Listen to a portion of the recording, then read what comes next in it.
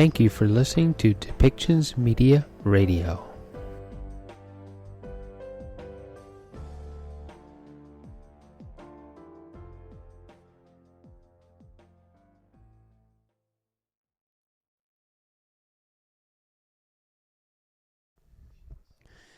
Welcome back to Depictions Media Radio. I am your host, Michael Clogs, and this next segment is from Parliament Hill, a debate over the Emergencies Act. The Conservative Party, of course, is saying that it's going too far. The Quebec Bloc Party is saying it's going too far. The Liberals are responding with the idea that they have Canadians' backs. That they invoke this because they needed to have Canadians' backs. They needed to protect the rights of Canadians. They're calling the protest of the truckers illegal. They're saying that they didn't have a right to protest. That the Liberals are also saying that the Conservatives complained that they weren't doing enough. But when they went and invoked the Emergencies Act, that now they've gone too far. You're going to hear in this segment in one of the responses, translated responses from the French, that he does slip up and call it the War Times Act. The Emergencies Act was originally called a wartime act to be acted when the country was under attack. The question is, does Justin Trudeau believe that the country is under attack right now? Does he believe that, or does he believe that his leadership is under attack? Does he think that he is personally under attack? It isn't sure how the protests are actually attacks against Canada. They are raising questions about when will things go back. The government throughout this whole process has failed to do two things. One, to provide valid and clear information about how they are acting to the science, because they haven't provided what the scientists are actually saying. And two, they haven't been able to heal the divide between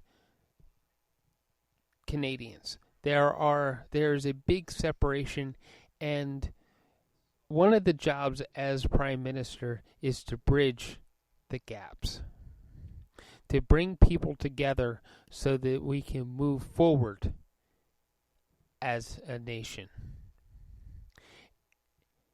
Is the Emergencies Act going to heal the country, or is it going to push us further apart?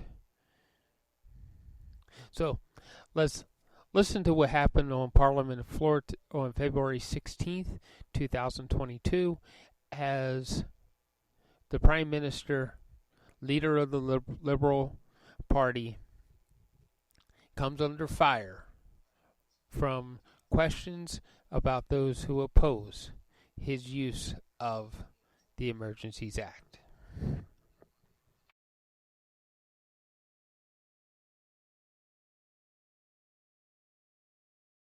Mr. Speaker, I rise today on behalf of the good people of Princeton. Mr. Speaker, I rise today on behalf of the good people of Princeton, British Columbia. They, as many in this place may recall, are a small rural community of less than 2,000 citizens struggling mightily to rebuild after devastating flooding. After that flooding, the Prime Minister told the good people of Princeton not to worry. He had their back. He would be there for them. And now, Mr. Speaker, the bills are due. It was reported in the Smilkameen Spotlight that the Prime Minister's office gave Mayor Spencer Coyne a special phone number that told the mayor that it was they told the mayor that it was a special link to call if in trouble. Well, Mr. Speaker, the mayor has called that special link. And you know what he was told? Talk to the province. Mr. Speaker, I hope everyone in this place can agree. When the Prime Minister makes a promise to have someone's back and to be there for them, the Prime Minister must be a man of his word. Yes, thank you, Mr. Speaker. Yes. Thank you, Mr. Speaker. The President of Ukraine has declared February 16 as the Day of National Unity. Canada has over 1.3 million people of Ukrainian heritage and millions more that are watching closely and care deeply about what is happening in Ukraine today. The Canadian government continues to work with its allies to support Ukraine in whatever way we can, which includes supplying defensive weapons. On this day of Ukrainian solidarity, let us all in our own way recognize the importance of Ukraine and support the very principle enshrined in Article 2.4 of the UN Charter, the respect of sovereignty and independence. To the people of Ukraine on this day of solidarity, know that you have a friend in Canada, unwavering in our support. For Ukraine, and along with our physical support, comes with it millions of prayers. I stand today to support the call for Ukrainians and friends of Ukraine worldwide to stand united as part of a global solidarity campaign. Long live Ukraine, Mr. Speaker. The Brunswick Southwest. Mr. Speaker, Liberal, NDP and Green MPs defeated a motion calling on the federal government to provide Canadians with a plan to lift restrictions. Supporting this motion would have allowed the Liberals to demonstrate they are committed to ending mandates and restrictions, but that did not happen. The Liberal government instead invoked the Emergency Act. This is the reformed War Measures Act that gives Ottawa and police sweeping and never-before-used powers. The Emergency Act suspends civil liberties. The Prime Minister thinks he looks strong, but he looks weak, being unable to lead Canada while respecting our rights and freedoms. Invoking the Emergencies Act is a dramatic misuse of federal powers. It is a deep stain on Canada's reputation as a defender of rights and civil liberties. Totalitarian regimes around the world are delighted. For if Canada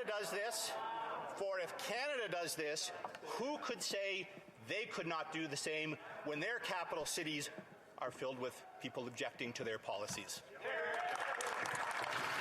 The honourable member for Nepean.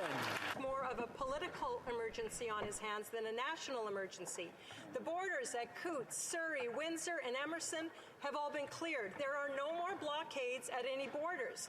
Trucks are still here downtown in Ottawa and they need to move. But in light of the rapidly changing landscape, can the Prime Minister tell us where is the serious threat of violence to Canadians for ideological purposes, which is the threshold that needs to be met for the Emergencies Act? Right Honourable Prime Minister. Mr. Speaker, the invocation of the Emergencies Act is not something to be done lightly. It is not something to be done as a first resort or even a second resort. But it was necessary to be done to give local law enforcement across the country the tools to handle these illegal blockades, to be able to ensure restoration of order, to make sure that Canadians, whether they're losing shifts or are seeing supplies delayed on the way through the borders, be able to get back to their daily lives. This is a decision we took, and of course, Parliament is going to have an opportunity to debate it. Well, Leader of the Opposition. Limitations to Canadians' fundamental freedoms must be justified and must meet a legal criteria. Experts across the country have said these requirements have not been met. The Prime Minister hasn't given Canadians a clear reason why he's invoking the Emergencies Act. In fact, things are de-escalating as we speak. So why is the Prime Minister using this hammer on Canadians?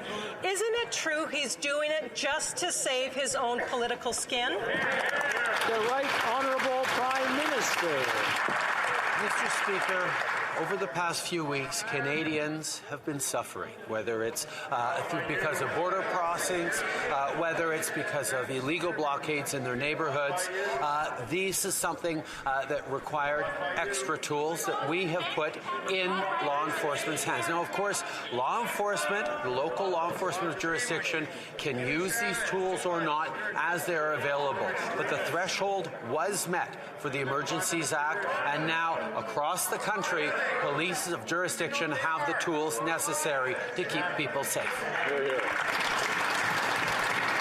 The Honourable Leader of the Opposition. When the Prime Minister calls people he disagrees with racist, misogynist, he spent the last month wedging, dividing, stigmatizing, and traumatizing Canadians.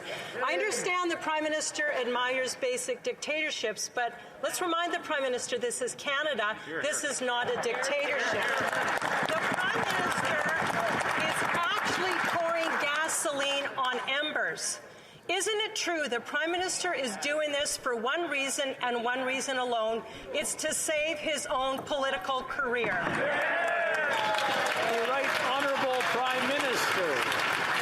Conservatives simply can't have it both ways. They spent weeks complaining that we weren't doing enough to restore order in this country, and now when we move forward to give people the tools they need. I'm going to have to interrupt the Right Honourable Prime Minister. I've been getting emails from people who are watching us at home, and they're pretty ashamed of their parliament because of the shouting that goes on. One person brought something up. They said, well, all the shouting happens at the beginning. Why not start with the end questions? If this continues at the beginning, I'm going to the last question, turn my list upside down, and we'll start at the end. The Honourable Prime Minister, please continue. Mr. Speaker, Conservatives can't have it both ways. They spent the first few weeks of this challenge and illegal blockades saying that the government needed to act and take responsibility. And then when we finally move forward in a responsible way, when the time was right to bring in the Emergencies Act, they're now complaining that we've done too much. At the same time and throughout, Mr. Speaker, they continue to stand with and support and cheer on these illegal blockades. Mr. Speaker, they're the ones playing politics. The Honourable Leader of the Opposition. From the man who wore blackface more times than he can remember, took a terrorist with him to a trip on India, gave Omar Khadr $10 million. We're not going to stop talking to our constituents just because the Prime Minister disagrees with him. Mr. Speaker, the Prime Minister says he's following science when it comes to mandates, but that's not what Canada's top doctors are saying. It's time to end the mandates and the restrictions. The Prime Minister is ignoring the science. There is a mental health crisis in this country, and continued lockdowns and mandates keeping Canadians separated are making it worse. So will the Prime Minister commit to Canadians he'll follow the science? Well, Prime Minister.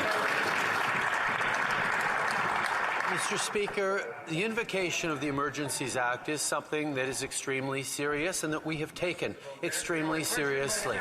It followed specific steps that were taken that will continue in this House. It followed consultation with the premiers, and it gives the tools in a proportionate and responsible way to the officers of jurisdiction to be able to end these illegal blockades.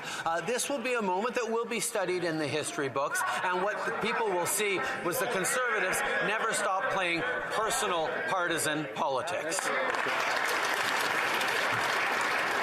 Let's try the Honourable Member for Kitchener Centre. I believe he has a question today.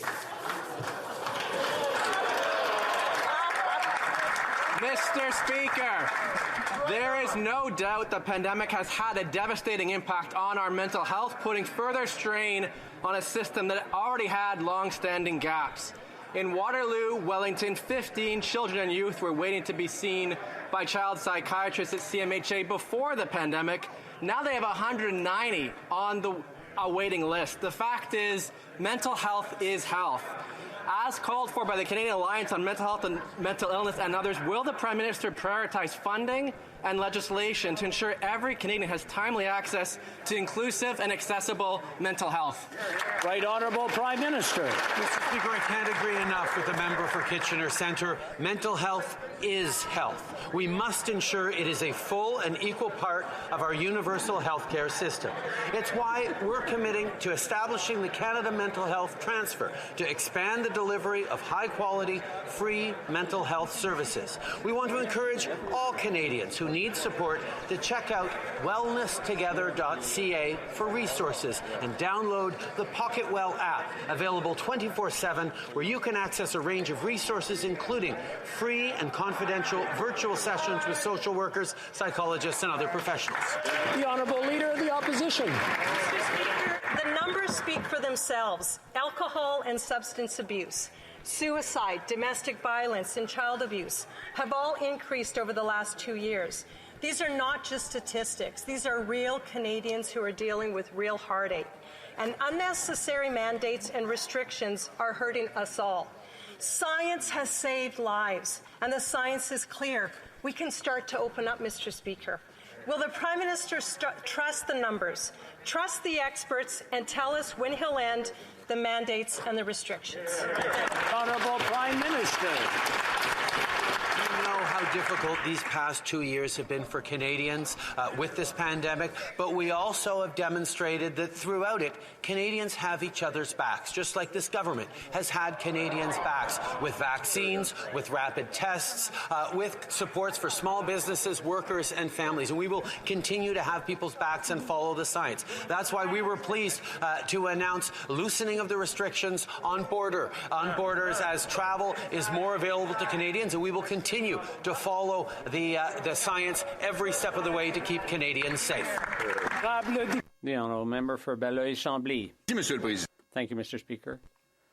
In hindsight, and having read documents about the Emergencies Act, we get the feeling more and more that this is a cover-up, an attempt to cover up the government and the Prime Minister's failings.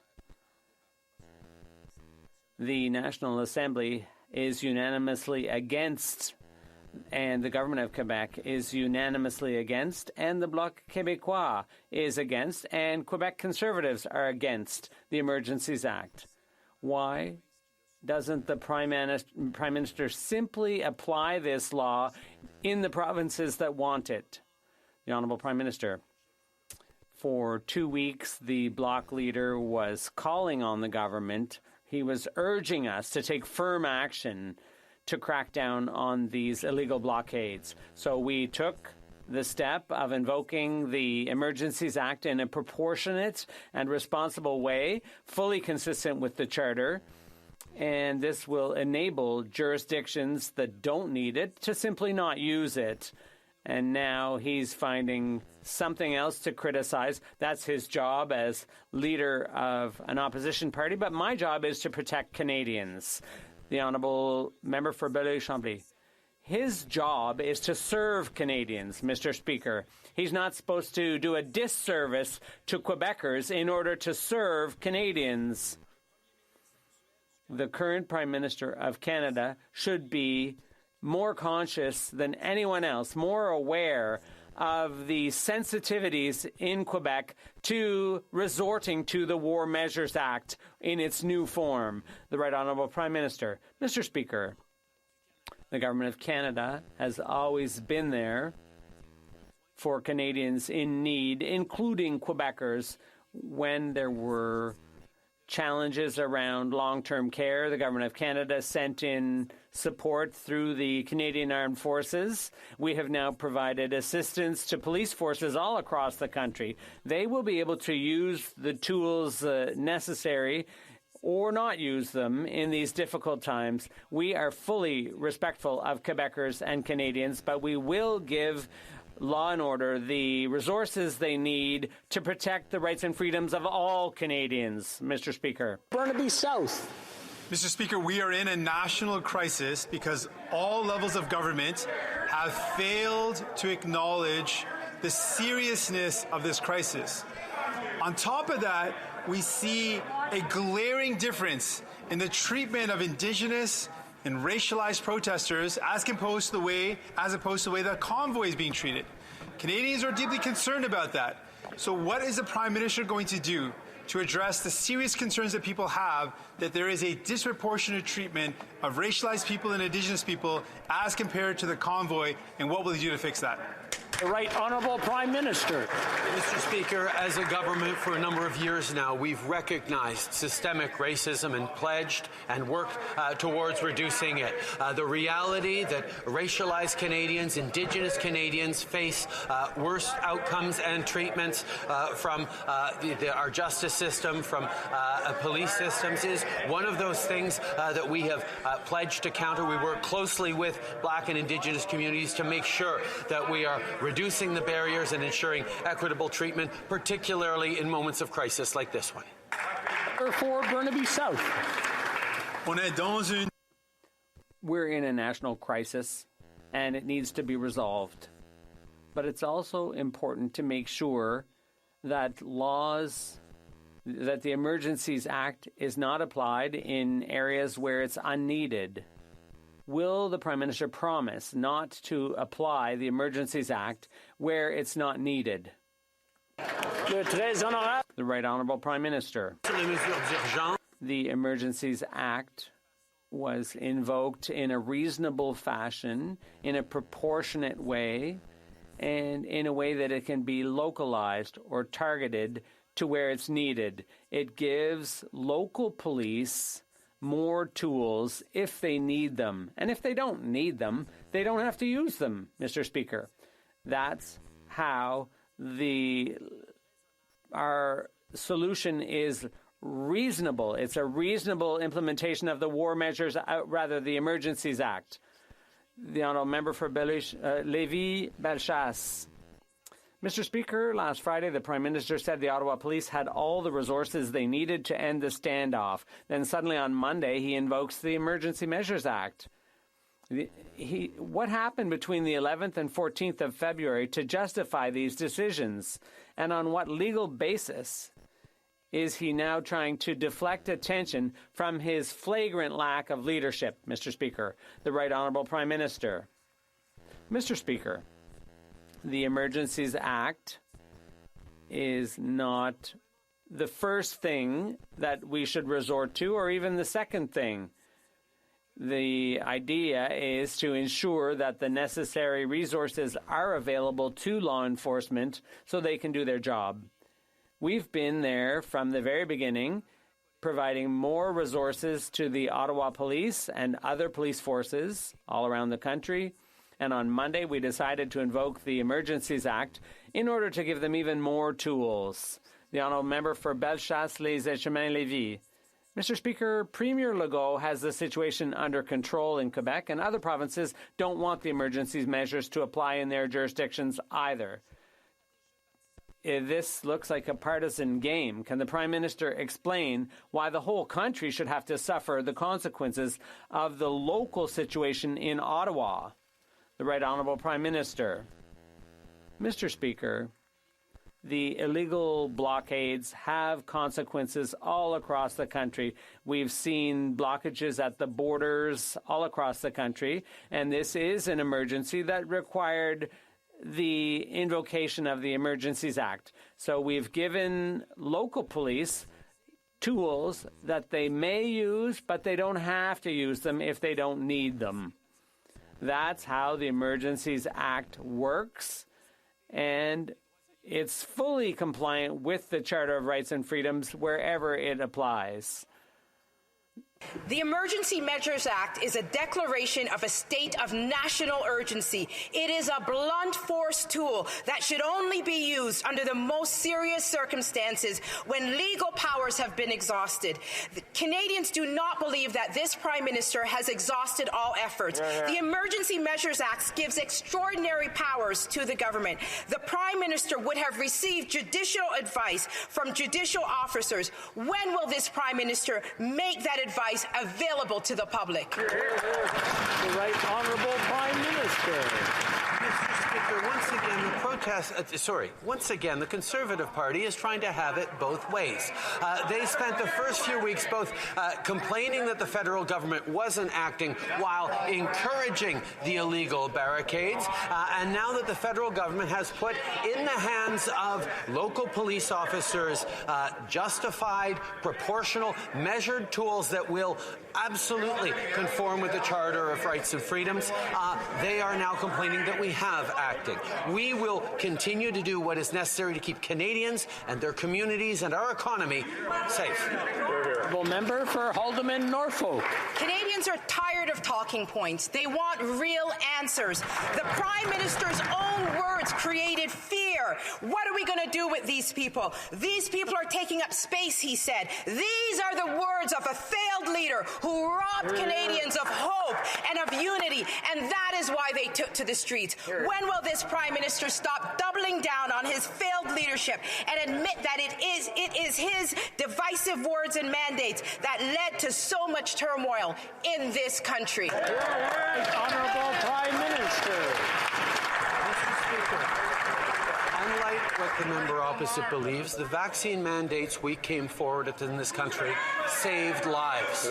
The vaccine mandates for travelers, for federal public servants, contributed to one of the highest vaccination rates in the world by Canadians. That has kept people safer. It has allowed our economy to come roaring back and has allowed us to get through this challenging pandemic better than most. Unfortunately, Conservatives are now supporting illegal blockades that are harming our economy. That's not what... Member for Calgary Nose Hill. Earlier in question period, the Prime Minister said that the Emergencies Act should not be the, quote, first or second thing that should be used to resolve a crisis situation. What were the first and second things that the Prime Minister did? And how does the failure of those actions provide legal justification for the invocation of the Emergencies Act? The Right Honourable Prime Minister. Mr. Speaker, when we began to see illegal blockades in place, we made sure that the RCMP was there to offer resources to local police of jurisdiction, to work with the OPP to ensure that the support and planning was there for the police of local jurisdiction to take action. As time went on and these illegal blockades became more and more dug in, we saw that there was a need for more and more tools until it got to the point where Canadians' livelihoods, Canadians' well-being, the residents of Ottawa being severely impacted, threats of violence at border crossings across the country. The Honourable Member for Calgary Nose Hill. The problem with that argument is that the illegal blockades at the Ambassador Bridge and the Coots crossings occurred prior to the Emergencies Act being involved, without federal help. And the Emergency Act was not needed to settle the rail blockades of 2020, the Oka crisis, the crisis at Caledonia, September 11th, the COVID-19 pandemic, or any other dispute in Canadian history. The Prime Minister has not provided any legal justification for the use of the Emergencies Act, a historic unfettered power grab. He needs to calmly tell Canadians why he has failed and what is different today. The Right Honourable Prime Minister. Mr. Speaker, the invocation of the Emergencies Act is not something to be done lightly. On that, we absolutely agree. That is why not only did we lay out the rationale and explain to Canadians why we're doing it and how we're doing it, not only why we made sure that the new powers are circumspect, are proportional, are to be used only where they are needed, but we also are about to have days of debate in the House on exactly these questions so that parliamentarians and indeed all Canadians are able to see that this was necessary. The Honourable Member for Belleuil-Chambly. First of all, Mr. Speaker, I would encourage the Prime Minister to read his own order in Council before reading his answers in the House. It doesn't say that the provinces can opt in or opt out. It says that the federal government can choose to intervene or not. Secondly, I would ask the NDP to think seriously, given the history of a party that courageously opposed the application of the War Measures Act back in the 70s. This is shameful compare. It's shameful to compare the army being sent in to help with the pandemic to this situation. The Right Honourable Prime Minister. Mr. Speaker, the pandemic has been difficult for everyone in Canada. Too many loved ones were lost. We saw things that we used to take for granted being limited. We had unprecedented challenges with mental health in our communities. But every step of the way, Canadians were there for one another. They had each other's backs, whether it was frontline workers in Quebec or emergency responders in BC. People stood up for their neighbours. We saw the best in Canadians. It brought the best out in them. But now that we're seeing illegal blockades all across the country, we have to support Canadians. The Honourable Member. I'm not convinced, Mr. Speaker, that the Prime Minister realizes what this situation's been like for real people. Does he realize that health is a matter of Quebec and provincial jurisdiction? Does he realize that he shouldn't interfere? Does he realize that he has fallen flat on his face? Does he realize that resources that were used to deal with a health problem are now being marshaled for a security problem in a most inappropriate way? The Right Honourable Prime Minister. We have transferred billions of dollars to the provinces and Quebec to help them out, to help them get through, all Canadians get through the pandemic. Billions of dollars. We spent 80% of the funding to deal with the pandemic. 80% of it came from the federal government and tens of billions of dollars. I understand that the Bloc is absolutely terrified that we've been so present to help, but we will be there as long as necessary to help out. Optimistic, hopeful vision for public life isn't a naive dream. It could be a powerful force for change. If Canadians are to trust their government needs to trust Canadians. Those are the words of the Prime Minister in 2015. These people, very often misogynistic, racist, women haters, science deniers, the fringe. Same Prime Minister 6 years later as he fans the flames of an unjustified national emergency. So, Mr. Speaker, when did the Prime Minister lose his way? When did it happen? The Right Honourable Prime Minister. Mr. Speaker, Conservative Party members can stand with people who wave swastikas. They can stand with people who wave the Confederate flag. We will choose to stand with Canadians who deserve to be able to get to their jobs, who be able to get their lives back. These illegal protests need to stop, and they will, Mr. Speaker.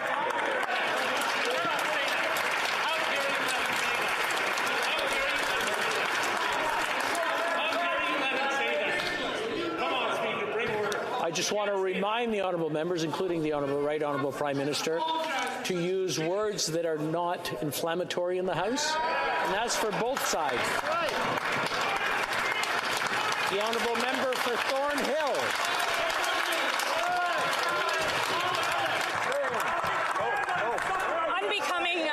Unbecoming as a Prime Minister. It's been 48 hours that the government went from doing nothing to a national emergency. 48 hours into using the measures. 48 hours without providing Parliament with a justification. So my question is simple. When will the Prime Minister admit that he's lost control of the situation, that he's lost control of his country, that he's lost control of his caucus, and that he's lost control of his leadership? Right Honourable Prime Minister.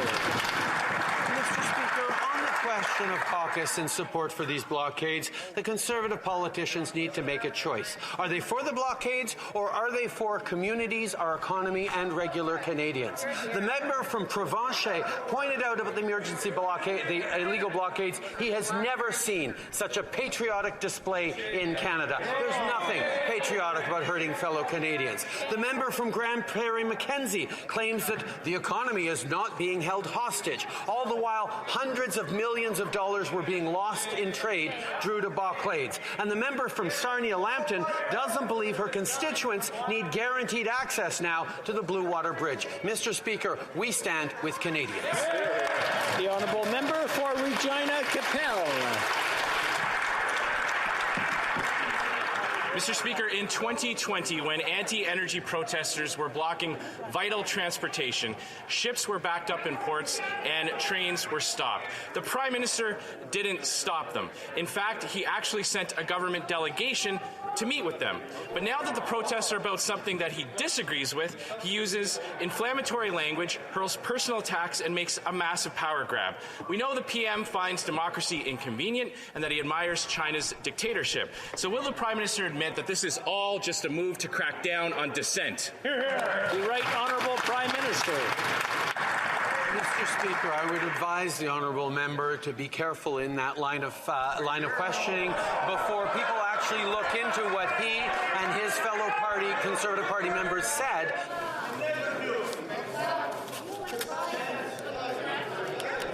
Dictator. I want to remind the honourable members that shouting names at each other is not the way this place works. No. Before you start clapping, start looking at your own benches. The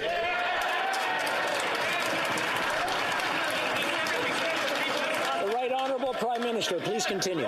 Mr. Speaker, people across this country have noticed the difference between the words and the rhetoric of the Conservative Party of Canada in regards to Indigenous protests, in regards to Black Lives Matter protests, in regards to marginalized people asking for their rights, versus what we're seeing here of illegal blockades that are hurting regular Canadians, and even talked about the potential overthrow of a duly elected government. That is not what is responsible for the Conservative. Honourable member for Regina Capel. Mr. Speaker, Conservatives denounced the blockades of vital transportation routes in 2020, and we have denounced the same blockades this time, Mr. Speaker. The only thing that has changed is the Prime Minister's reaction. When he agreed with the anti-energy protesters, he let them continue for weeks and even offered a settlement. This time, he grants himself unprecedented powers to attack those he disagrees with. Canadians do not want to live in a country where the Prime Minister gets to personally decide which protests are legitimate. So once again, isn't this all just about cracking down on dissent? The Right Honourable Prime Minister.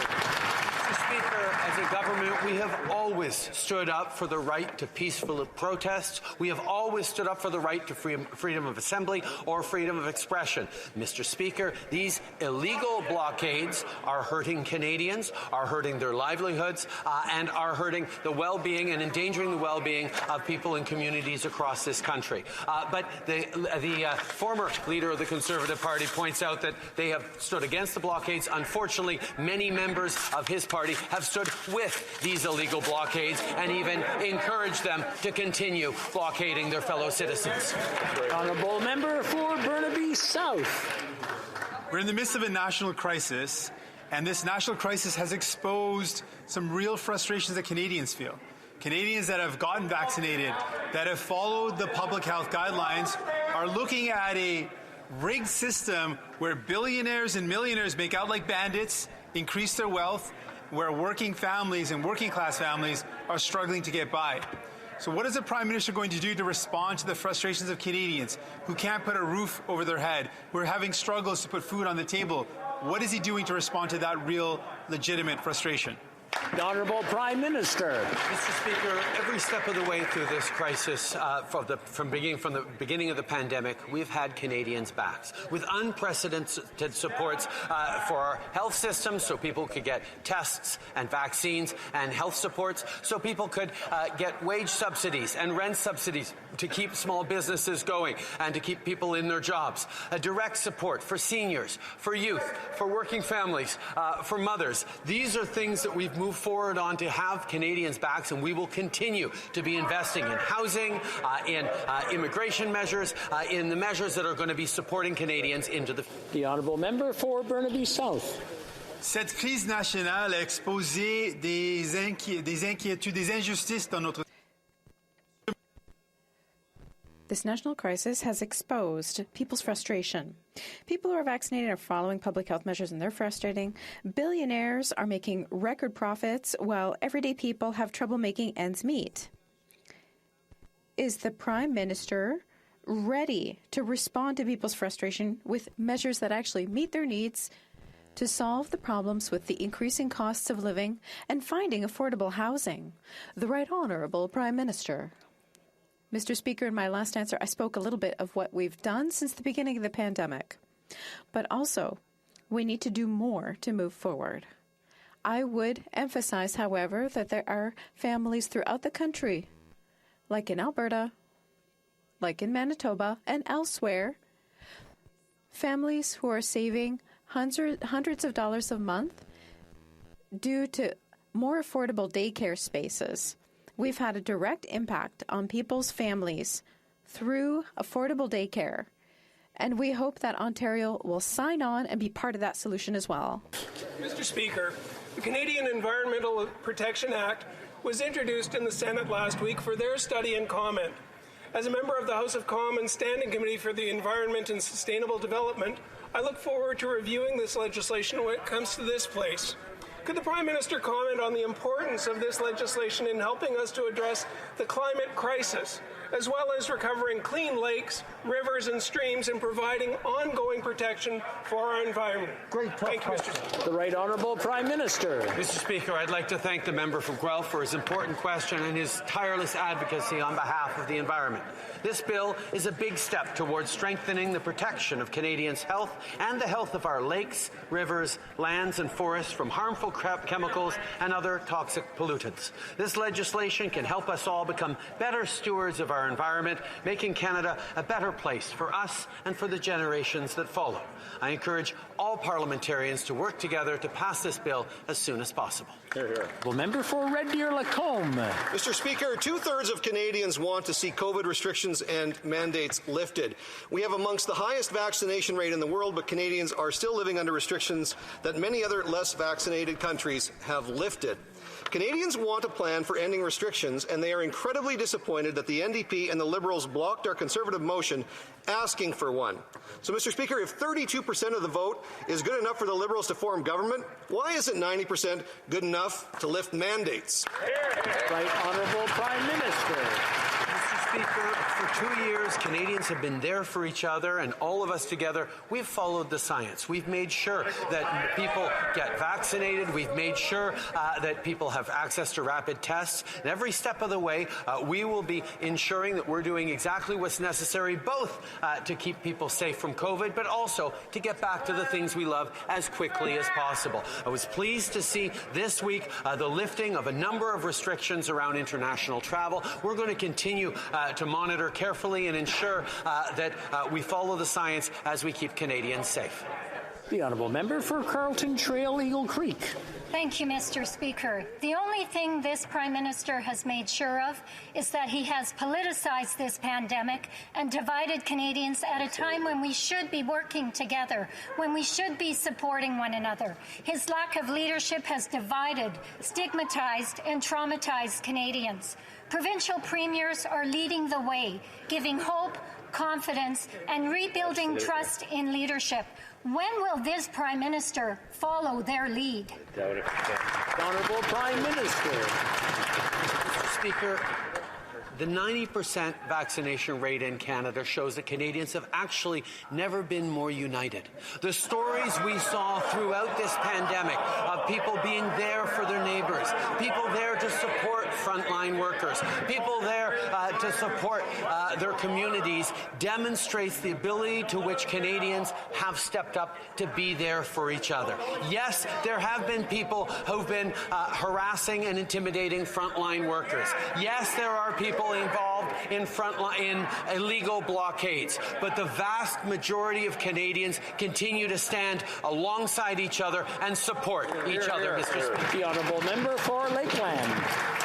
Speaker, 2/3 of Canadians are united because they want an end to mandates and lockdowns. But this Prime Minister said they're, quote, racist, misogynist, a fringe, who, quote, take up space, and he said shouldn't be tolerated. Security experts say the Emergencies Act is a, quote, absolutely unprecedented excessive overreach, and half the provinces oppose it. But this PM's pattern is failure and top-down division. He's gone from name-calling to nukes. Isn't this really about the Prime Minister taking a sledgehammer to Canadians that he thinks are unacceptable? The Right Honourable Prime Minister. Mr. Speaker, I believe the member opposite misspoke. I think it's actually 100% of Canadians who are tired of this COVID pandemic, who are tired of having to be restricted, of tired of having to be impacted by this pandemic around the country and around the globe. We all want to get through it. However, the way to get through it is by following science, by keeping each other safe, by being there for each other. The way through this pandemic isn't to engage in illegal blockades that are harming their fellow Canadians. L'honorable député de Chicoutimi-Le-Fjord. Mr. Speaker, yesterday, the government of Quebec announced the end of the vaccine passport and presented a detailed plan for reopening with clear objectives. How is it that the federal government can't do the same thing? Even the member for Louis Hébert criticized his own party and recommended raising restrictions. The Prime Minister is using the pandemic for partisan and electoral purposes to save his job. When is he going to withdraw all of the country's public health measures? The Right Honourable Prime Minister. Mr. Speaker, the member full well knows that the public health measures are applied for the most part by the provinces. At the border, the federal government is responsible for them, and I'm pleased to be able to highlight that for a few days now, we've announced a change in our posture at the border, and we're going to make it easier for vaccinated Canadians to travel abroad. That's a good thing for Canadians. We'll continue to follow the science, to raise restrictions, because that's what Canadians want, and it's what we all need. Député de Belleuil-Chambly. Le Premier ministre référait aux investissements. The Prime Minister was referring to investments made by the federal government during the pandemic, and I will remind him that these are investments that were funded through credit. It's Canadians and Quebecers' money, and that's a debt that he's leaving behind for Canadians and Quebecers. And without trying to impose conditions before giving health transfers, he should have given more money regardless. He shamelessly reminds everyone of the darkest events in the country's history. Is he aware that we don't need him to go to the bank and we don't need the Emergencies Act to deal with the crisis in Quebec? The Right Honourable Prime Minister. Mr. Speaker, Canadians from one end of this country to the other have gone through 2 extremely difficult years with tragic losses, with personal and collective sacrifices. And every step of the way, the federal government was there for people. Free vaccination, investments to help small businesses and big businesses and workers and families and seniors. Every step of the way, the federal government has been there, including for Quebecers. And that's what's disappointing the Bloc Québécois, the honourable member for Belleuil-Chambly. The Prime Minister seems to be enunciating the cause of his own failures. What is the justification for invoking the Emergencies Act? There should be a certain amount of consensus within the House before invoking such an act. The opposition is against, the Bloc Québécois is against it. I invite the NDP to think carefully about this subject. Does he recognize that there were other means to act and that it was illegitimate to impose this legislation onto Quebec? The Right Honourable Prime Minister. Mr. Speaker, it's important for everyone to know that the Emergencies Act is structured in a very clear way. We are following it to the letter. We are carefully implementing it. From the beginning, we recognized that we had to target those measures,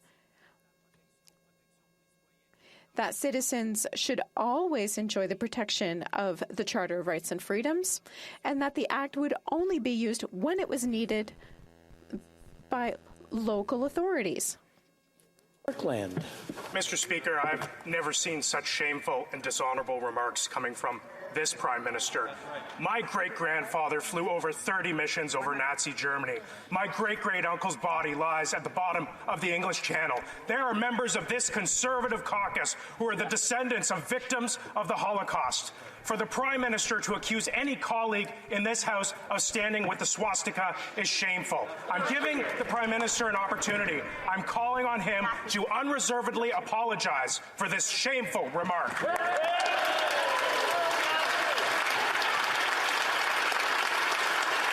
Right Honourable Prime Minister.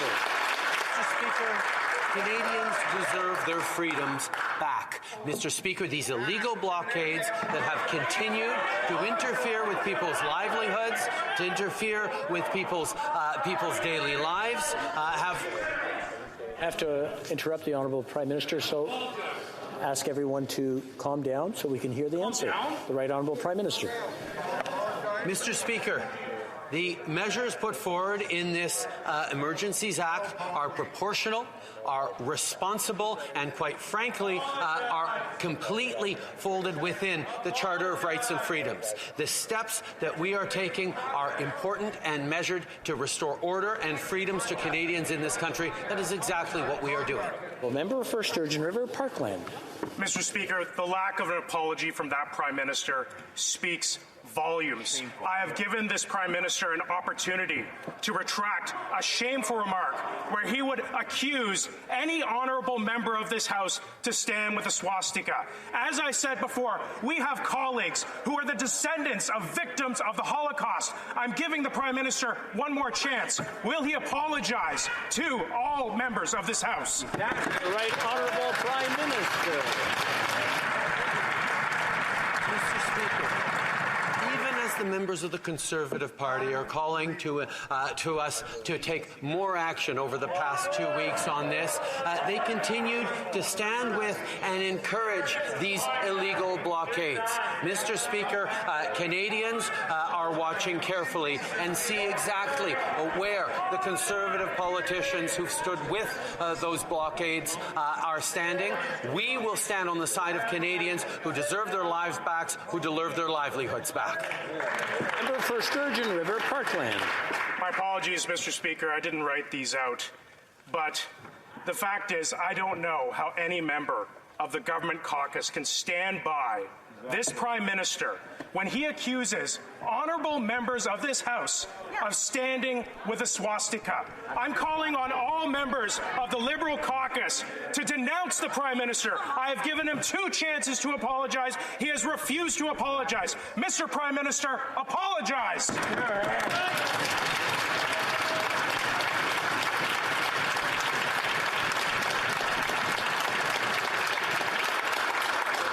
Once again, I want to remind the honourable members, I know this is getting emotional, but place your questions through the Speaker, not directly to each other. The Right Honourable Prime Minister. Thank you, Mr. Speaker. These illegal blockades have been going on in Ottawa for 20 days now. People have been interrupted in their daily lives, have been made to feel fearful, have been made to miss shifts at their work across southern Ontario. These are things that cannot be stood for, which is why we're moving forward with a responsible set of measures to allow the local police jurisdiction to do their jobs. We continue to defend freedom of expression, freedom of assembly, as long as it's peaceful and legal, Mr. Speaker.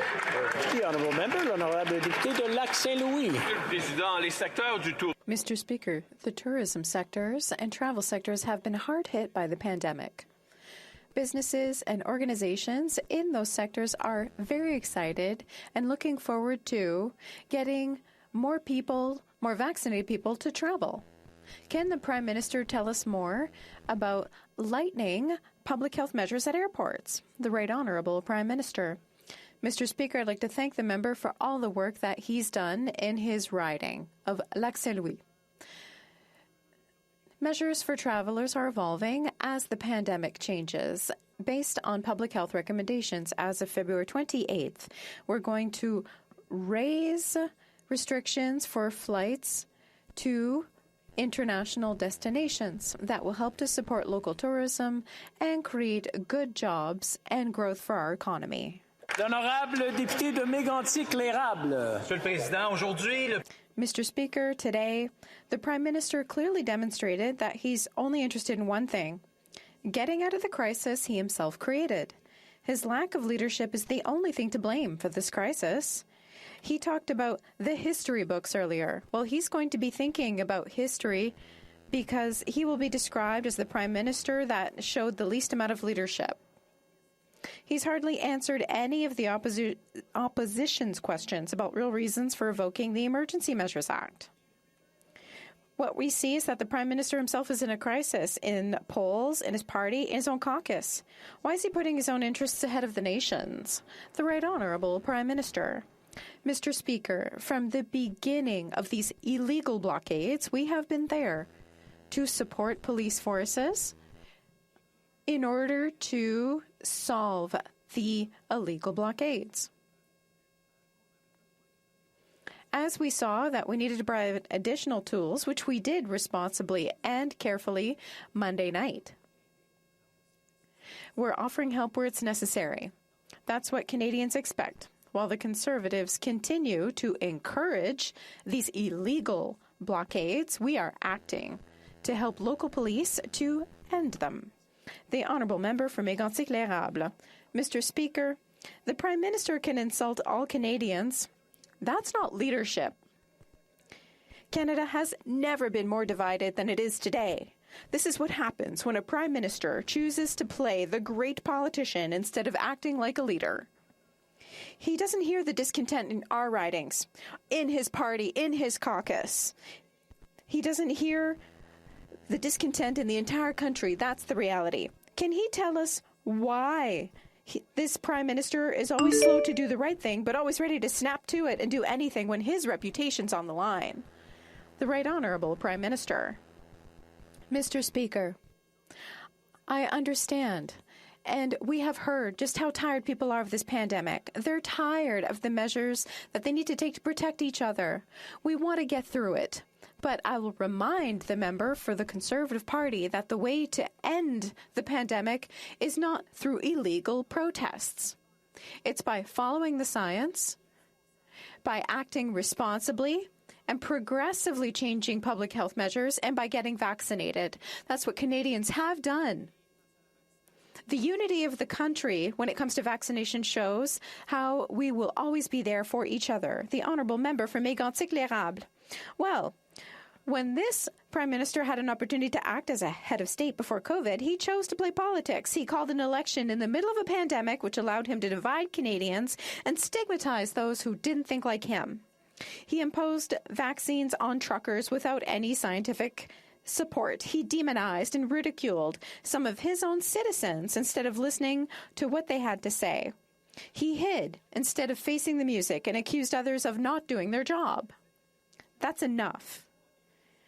When will the Prime Minister apologize to Canadians for politicizing the public health crisis? The Right Honourable Prime Minister.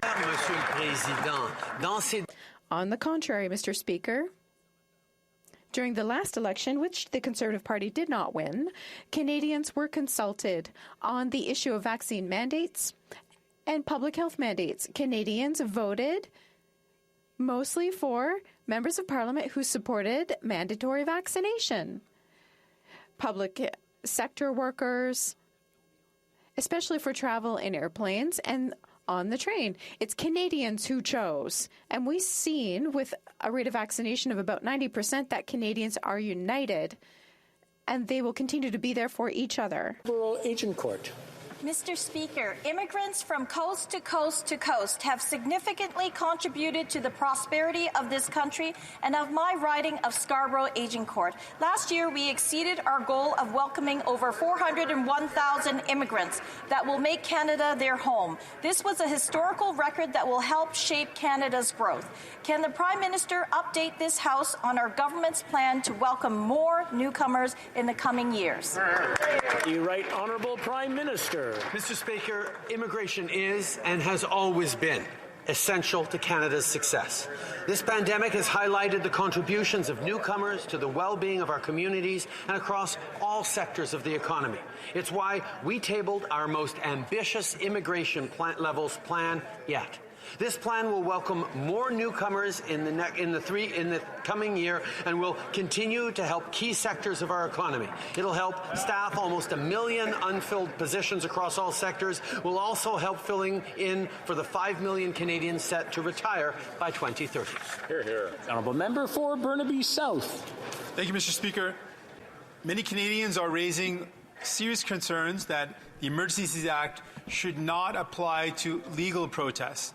We know that there have been many counter-protesters who are standing up to the convoy, and we've seen some of those counter-protesters arrested by police instead of the actual convoy.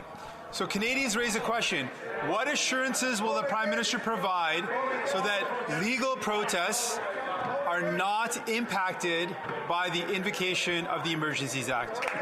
Right, Honourable Prime Minister. Speaker, excellent question, and one we are also very much preoccupied with, which is why in the measures set forward, we've been very clear to indicate that illegal protests, illegal barricades, illegal blockages are the ones that we are giving extra tools for the police to respond to. Of course, we will always stand up for Canadians' charter rights. We will always stand up for freedom of peaceful assembly, of freedom of expression. That is extremely important. But we also know that it is the police of jurisdiction who need to do their jobs and not Canadians taking things into their own hands to end these illegal protests. That's what we're ensuring with this measure. That's all the time we have.